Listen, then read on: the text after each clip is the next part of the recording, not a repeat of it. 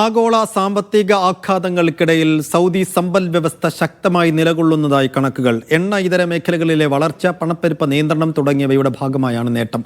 International monetary ഫണ്ടിന്റേതാണ് report. ആഗോളതലത്തിൽ സാമ്പത്തിക അസ്ഥിരതകൾ നിലനിൽക്കുകയാണ്. ഈ അവസരത്തിലും സൗദിയുടെ സമ്പദ് വ്യവസ്ഥ ശക്തമായി നിലകൊണ്ടതായാണ് കണ്ടെത്തൽ.